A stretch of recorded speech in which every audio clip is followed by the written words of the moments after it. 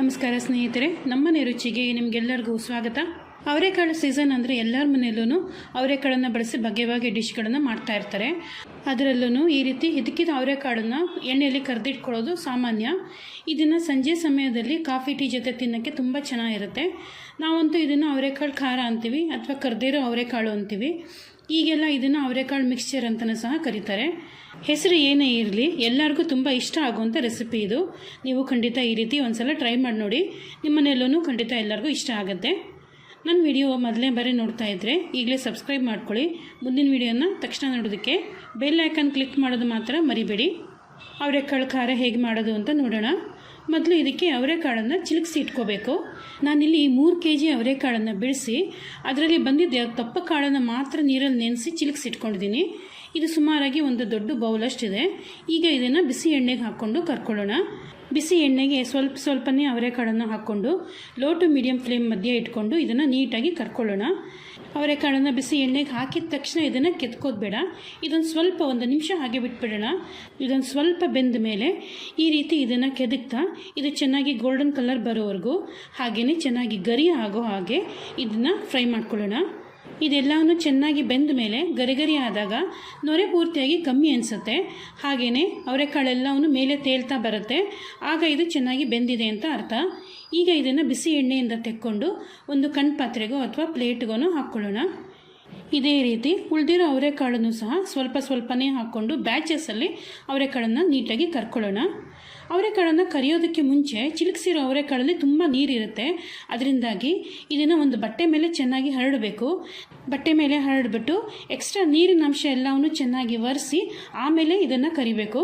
ನೀರಿದ್ದಾಗಲೇ ಅವರೆಕಾಳನ್ನು ಬಿಸಿ ಎಣ್ಣೆಗೆ ಹಾಕಿದ್ರೆ ಅವರೆಕಾಳು ನೀರಿರೋ ಅಂಶದಿಂದಾಗಿ ಎಣ್ಣೆಗೆ ಹಾಕಿದ ತಕ್ಷಣ ತುಂಬ ಹಾರುತ್ತೆ, ಕೈ ಮೇಲೆ ಎಣ್ಣೆ ಹಾರೋ ಸಾಧ್ಯತೆ ಇರುತ್ತೆ. ಅದರಿಂದಾಗಿ ನೀರಿನ ಅಂಶ ಪೂರ್ತಿಯಾಗಿ ಒರೆಸ್ಬಿಟ್ಟು ಆಮೇಲೆ ಈ ಅವರೆಕಾಳನ್ನು ಚೆನ್ನಾಗಿ ಕರಿಬೇಕು. ನಾನು ಇಲ್ಲೆಲ್ಲ ಅವರೆಕಾಳನ್ನು ಕರೆದಿದ್ದೀನಿ. ಈಗ ಅವಲಕ್ಕಿ ಕರ್ಕೊಳ್ಳೋಣ. ಅವರೆಕಾಳೆಲ್ಲ ಕರೆದಿದ್ದಾದ ತಕ್ಷಣ ಫ್ಲೇಮನ್ನು ಪೂರ್ತಿ ಕಮ್ಮಿ ಮಾಡಿಬಿಟ್ಟು ದಪ್ಪ ಅವಲಕ್ಕಿ 1 ಕಪ್ಪನ್ನು ಬ್ಯಾಚಸ್ಸಲ್ಲಿ ಹಾಕ್ಕೊಂಡು ಕರಿತಾ ಇದ್ದೀನಿ. ಅವಲಕ್ಕಿನೂ ಅಷ್ಟೇ 2 ಬ್ಯಾಚಸ್ಸಲ್ಲಿ ಕರ್ಕೋತೀನಿ. ಅವಲಕ್ಕಿ ಏನು ಕರಿಯೋದಕ್ಕೆ ಹೆಚ್ಚೊತ್ತು ಬೇಕಾಗಲ್ಲ. ಬಿಸಿ ಎಣ್ಣೆಗೆ ಹಾಕಿದ ತಕ್ಷಣ 1 ನಿಮಿಷ ಇದನ್ನು ಈ ರೀತಿ ಕೈ ಆಡಿಸಿದ್ರೆ ಸಾಕು. ನೀಟಾಗಿ ಇದೆಲ್ಲ ಚೆನ್ನಾಗಿ ಅರಳ್ಕೊಳ್ಳುತ್ತೆ. ಒಂದು ಸಲ ಅವಲಕ್ಕಿ ಎಲ್ಲವನ್ನೂ ಅರಳ್ಕೊಂಡ್ಮೇಲೆ ಇದನ್ನು ಬಿಸಿ ಎಣ್ಣೆಯಿಂದ ತೆಕ್ಕೊಂಡು ಇದನ್ನು ಸಹ ಒಂದು ಕಣ್ಣು ಪಾತ್ರೆಗೋ ಅಥವಾ ಪ್ಲೇಟ್ಗೂ ಬಗ್ಗಿಸ್ಕೊಳ್ಳೋಣ. ಇದೇ ರೀತಿ ಉಳಿದಿರೋಂಥ ಅವಲಕ್ಕಿನೂ ಸಹ ಕರಿತಾ ಇದ್ದೀನಿ. ನಾನಿಲ್ಲಿ ತೊಗೊಂಡಿರೋಂಥ ಅವರೆಕಾಳು ಕ್ವಾಂಟಿಟಿಗೆ 1 ಕಪ್ಪು ದಪ್ಪ ಅವಲಕ್ಕಿ ಹಾಕ್ಕೋತಾ ಇದ್ದೀನಿ. ನೀವು ಅವರೆಕಾಳು ಎಷ್ಟು ತೊಗೊಂಡಿದ್ದೀರಾ ಅದರ ಪ್ರಕಾರವಾಗಿ ಅವಲಕ್ಕಿನೂ ಸಹ ಕಮ್ಮಿ ಜಾಸ್ತಿ ಮಾಡ್ಕೋಬೇಕು. ಅಥವಾ ಅವಲಕ್ಕಿ ಹಾಕೋದು ಇಷ್ಟ ಇಲ್ಲ, ಬರೀ ಅವರೆಕಾಳು ಮಾತ್ರ ಮಾಡ್ತೀರಂದರೆ ಅವಲಕ್ಕಿ ಹಾಕೋದನ್ನು ಬಿಟ್ಬಿಡ್ಬೋದು. ನಾನು ಇಲ್ಲಿ ಅವಲಕ್ಕಿನ ಚೆನ್ನಾಗಿ ಕರೆದಿದ್ದೀನಿ. 2 ಬ್ಯಾಚಸ್ಸಲ್ಲಿ ಕರ್ಕೊಂಡು ತೆಕ್ಕೊಂಡಿದ್ದೀನಿ. ಈಗ ಇದಕ್ಕೆ ಕಡಲೆಕಾಯಿ ಹಾಕ್ಕೊಳ್ಳೋಣ. 1 ಕಪ್ಪು ಕಡಲೆಕಾಯಿ ಹಾಕ್ಕೋತಾ ಇದ್ದೀನಿ. ಕಡಲೆಕಾಯಿನ ನಾನು ಸ್ವಲ್ಪ ಡ್ರೈ ರೋಸ್ಟ್ ಮಾಡಿ ಹಾಕ್ಕೋತಾ ಇದ್ದೀನಿ. ತೀರಾ ಹಸಿ ಕಡಲೆಕಾಯಿನ ಹಾಕ್ಕೋತಾ ಇಲ್ಲ. ಕಡಲೆಕಾಯಿ ಹಾಕಿದ್ಮೇಲೂ ಅಷ್ಟೇ 1 ನಿಮಿಷ ಇದನ್ನು ಲೋ ಫ್ಲೇಮಲ್ಲಿ ಫ್ರೈ ಮಾಡಿಕೊಂಡ್ರೆ ಚೆನ್ನಾಗಿ ಫ್ರೈ ಆಗುತ್ತೆ. ಈಗಾಗಲೇ ನಾವು ಅವಲಕ್ಕಿ ಅವರೆಕಾಳು ಎಲ್ಲ ಕರೆದಿರೋದ್ರಿಂದ ಎಣ್ಣೆ ತುಂಬ ಬಿಸಿ ಇರುತ್ತೆ. ಅದರಿಂದಾಗಿ ಹೆಚ್ಚೊತ್ತೇನು ಬೇಕಾಗಲ್ಲ. ಕಡಲೆಕಾಯಿ ಹಾಕಿದ್ಮೇಲೆ 1 ನಿಮಿಷ ಕೈ ಬಿಡದೇನೆ ಈ ರೀತಿ ಕೈ ಆಡಿಸಿದ್ರೆ ಚೆನ್ನಾಗಿ ಕೆಂಪಾಗುತ್ತೆ. ಒಂದು ಸಲ ಕಡಲೆಕಾಯಿ ಕರೆದಿದ ತಕ್ಷಣ ಇದನ್ನು ಬಿಸಿ ಎಣ್ಣೆಯಿಂದ ತೆಕ್ಕೊಳ್ಳೋಣ. ಇದನ್ನು ಸಹ ಕಣ್ಣು ಪಾತ್ರೆಗೆ ಅಥವಾ ಪ್ಲೇಟಿಗೆ ಬಗ್ಗಿಸ್ಕೊಳ್ಳೋಣ.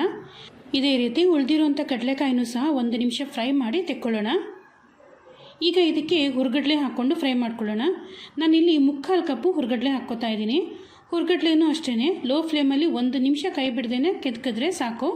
ನೀವು ಕಡಲೆಕಾಯಿ ಹುರ್ಗಡ್ಲೆನ ಎಣ್ಣೆಲಿ ಕರಿಯೋದಕ್ಕೆ ಇಷ್ಟ ಇಲ್ಲ ಅನ್ನೋಂಗಿದ್ರೆ ಸ್ವಲ್ಪ ಎಣ್ಣೆಲಿ ಕಡಲೆಕಾಯಿ ಹುರ್ಗಡ್ಲೆನ ಚೆನ್ನಾಗಿ ಫ್ರೈ ಮಾಡಿಬಿಟ್ಟು ಅವರೆಕಾಳು ಜೊತೆ ಸೇರಿಸ್ಕೋಬೋದು. ಟೇಸ್ಟಲ್ಲಿ ಏನು ವ್ಯತ್ಯಾಸ ಬರಲ್ಲ. ಹಾಗೆ ಮಾಡಿದ್ರೂ ಸಹ ಚೆನ್ನಾಗಿರುತ್ತೆ. ನಾನಿಲ್ಲಿ ನೋಡಿ ಹುರ್ಗಡ್ಲೆನ ಕರೆದು ತೆಕ್ಕೋತಾ ಇದ್ದೀನಿ. ಈಗ ಸ್ಟವ್ ಆಫ್ ಮಾಡಿಬಿಡೋಣ. ಸ್ಟವ್ ಆಫ್ ಮಾಡಿಬಿಟ್ಟು 1-2 ನಿಮಿಷ ಬಿಟ್ಬಿಟ್ಟು ಇದಕ್ಕೆ ಗೋಡಂಬಿ ಮತ್ತು ಕರಿಬೇವು ಹಾಕ್ಕೋತಾ ಇದ್ದೀನಿ.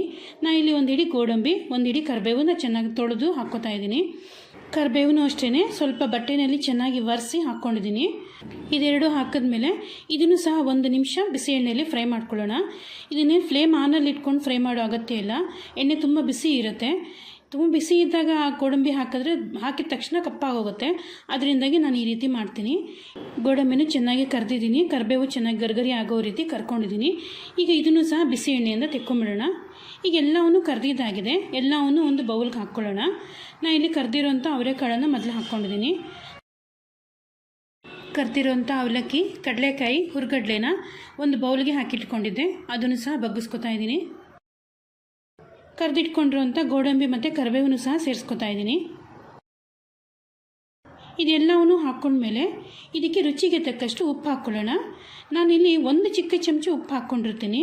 ಒಂದು ಸಲ ಕಲಸಿ ನೋಡೋಣ, ಅಗತ್ಯ ಇದೆ ಅನಿಸಿದ್ರೆ ಮತ್ತೆ ಹಾಕ್ಕೋಬೋದು. ಒಂದು ಚಿಕ್ಕ ಚಮಚ ಕಾಶ್ಮೀರಿ ರೆಡ್ ಚಿಲ್ಲಿ ಪೌಡರ್ ಹಾಕ್ಕೋತಾ ಇದ್ದೀನಿ. ಇದು ತುಂಬ ಖಾರ ಇರಲ್ಲ. ನೀವು ತುಂಬ ಖಾರ ಇರೋವಂಥ ರೆಡ್ ಚಿಲ್ಲಿ ಪೌಡರ್ ಹಾಕ್ಕೊಂಡೋಗಿದ್ರೆ ಅರ್ಧ ಚಮಚ ಹಾಕ್ಕೊಳ್ಳಿ. ಕಾಲು ಚಿಕ್ಕ ಚಮಚ ಪುಡಿ ಹಿಂಗೆ ಹಾಕ್ಕೊಳ್ಳೋಣ. ಪುಡಿ ಹಿಂಗೆ ಹಾಕ್ಕೊಳ್ಳೋದ್ರಿಂದ ಇದರಲ್ಲಿ ತುಂಬ ಒಳ್ಳೆ ಘಮ ಇರುತ್ತೆ. ಇದೆಲ್ಲವನ್ನೂ ಹಾಕ್ಕೊಂಡ್ಮೇಲೆ ಒಂದು ಸಲ ಚೆನ್ನಾಗಿ ಕಲಿಸ್ಕೊಳ್ಳೋಣ. ನೀವು ಬೇಕಾದರೆ ಇದಕ್ಕೆ ಇನ್ನು ಚಾಟ್ ಮಸಾಲ, ಸಕ್ಕರೆ ಪುಡಿ ಇಂಥದನ್ನು ಸಹ ಹಾಕ್ಕೋಬೋದು. ಕರೆದಿರೋಂಥ ಎಲ್ಲ ಸಾಮಗ್ರಿಗಳಿಗೂ ಉಪ್ಪು ಖಾರ ಎಲ್ಲ ಹತ್ತೋ ರೀತಿ ನೀಟಾಗಿ ಇದನ್ನು ಕಲಿಸ್ಕೊಳ್ಳೋಣ. ಒಂದು ಸಲ ಎಲ್ಲ ಸಾಮಾನನ್ನು ಚೆನ್ನಾಗಿ ಒಂದಕ್ಕೊಂದು ಹೊಂದ್ಕೊಂಡ್ಮೇಲೆ ಇದೊಂದು ಚೂರು ಟೇಸ್ಟ್ ನೋಡೋಣ. ಇನ್ನೊಂದು ಸ್ವಲ್ಪ ಉಪ್ಪು ಖಾರ ಅಗತ್ಯ ಇದೆ ಅಂತ ಅನಿಸಿದ್ರೆ ಸೇರಿಸಿ ಮತ್ತೆ ಇನ್ನೊಂದು ಸಲ ಕಲಿಸ್ಕೊಳ್ಳೋಣ. ಒಂದು ಸಲ ಎಲ್ಲವನ್ನೂ ಚೆನ್ನಾಗಿ ಕಲಿಸ್ಕೊಂಡ್ಮೇಲೆ ಇದನ್ನು ಒಂದು ಏರ್ ಟೈಟ್ ಕಂಟೈನರಲ್ಲಿ ಹಾಕಿಟ್ಕೊಳ್ಳೋಣ. ಚೆನ್ನಾಗಿ ಇದೇ ರೀತಿ ಗರ್ಗರಿಯಾಗಿರುತ್ತೆ. ಇದನ್ನು ಒಂದು ಸಲ ಕರೆದಿಟ್ಕೊಂಡ್ರೆ ಸುಮಾರಾಗಿ 1 ತಿಂಗಳವರೆಗೂ ಇಟ್ಟು ಉಪಯೋಗಿಸ್ಕೋಬೋದು. ಏನೂ ಆಗಲ್ಲ, ಚೆನ್ನಾಗಿರುತ್ತೆ. ನೋಡಿ, ಅವರೆಕಾಳು ಖಾರ ಅಥವಾ ಕರೆದಿರೋ ಅವರೆಕಾಳು ತಯಾರಾಗಿದೆ. ಇದನ್ನು ನೀವು ಸಂಜೆ ಕಾಫಿ ಅಥವಾ ಟೀ ಜೊತೆ ಸರ್ವ್ ಮಾಡಿ, ಚೆನ್ನಾಗಿ ಅನಿಸುತ್ತೆ.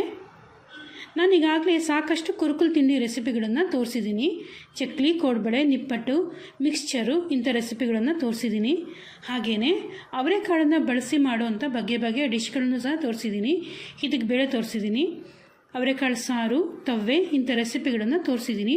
ಆ ರೆಸಿಪಿಗಳ ಲಿಂಕು ವಿಡಿಯೋ ಕೊನೆಯಲ್ಲಿ ಹಾಕಿರ್ತೀನಿ. ನಿಮಗೆ ಇಷ್ಟವಾದದ್ದನ್ನು ನೋಡಿ ಟ್ರೈ ಮಾಡಿ. ಹೇಗನ್ನಿಸ್ತು ಅಂತ ನನಗೆ ಹೇಳೋದನ್ನು ಮಾತ್ರ ಮರಿಬೇಡಿ. ನನ್ನ ವಿಡಿಯೋ ಇಷ್ಟ ಆಗಿದ್ದರೆ ಲೈಕ್ ಮಾಡಿ, ಶೇರ್ ಮಾಡಿ, ಕಾಮೆಂಟ್ ಮಾಡಿ ತಿಳಿಸಿ ನಿಮಗೆ ಹೇಗನ್ನಿಸ್ತು ಅಂತ. ನನ್ನ ಚಾನಲ್ಗೆ ಸಬ್ಸ್ಕ್ರೈಬ್ ಮಾಡ್ಕೊಂಡಿಲ್ಲ ಅಂದರೆ ಈಗಲೇ ಸಬ್ಸ್ಕ್ರೈಬ್ ಮಾಡ್ಕೊಳ್ಳಿ. ಮುಂದಿನ ವಿಡಿಯೋದಲ್ಲಿ ಭೇಟಿಯಾಗೋಣ. ನಮಸ್ಕಾರ.